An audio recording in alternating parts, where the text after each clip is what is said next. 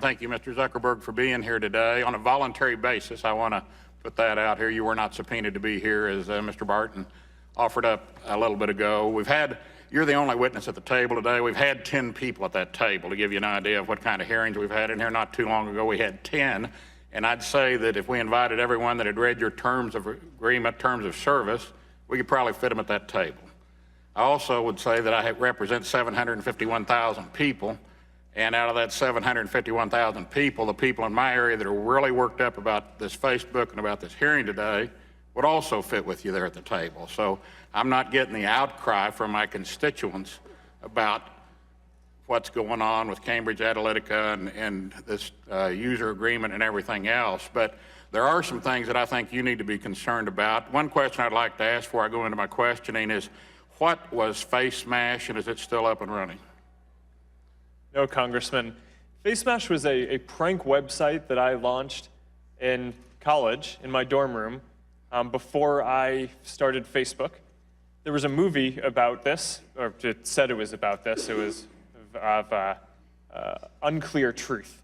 And that claimed that Face Smash was somehow connected to the development of Facebook. It isn't. It wasn't. Just coincidental.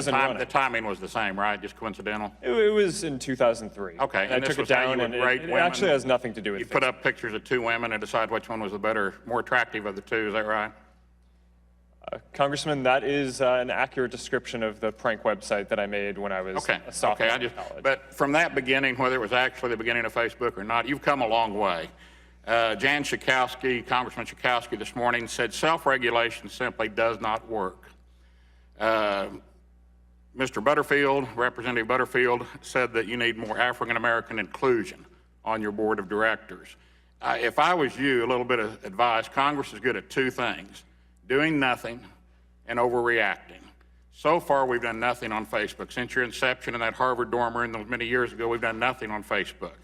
We're getting ready to overreact. So just take that as a shot across the bow warning to you. You've got a good outfit there on your front row behind you, that very bright folks. You're Harvard educated. I have a Yale hat that cost me $160,000. That's as close as I ever got to an Ivy League school. But I'd like to show you right now a little picture here. You recognize these folks? I do. Who are they?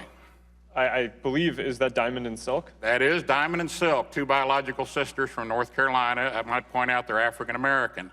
And their content was deemed by your folks to be unsafe. So, you know, I don't know what type of a picture this is, if it was taken in a police station or what, in a lineup, but apparently they've been deemed unsafe.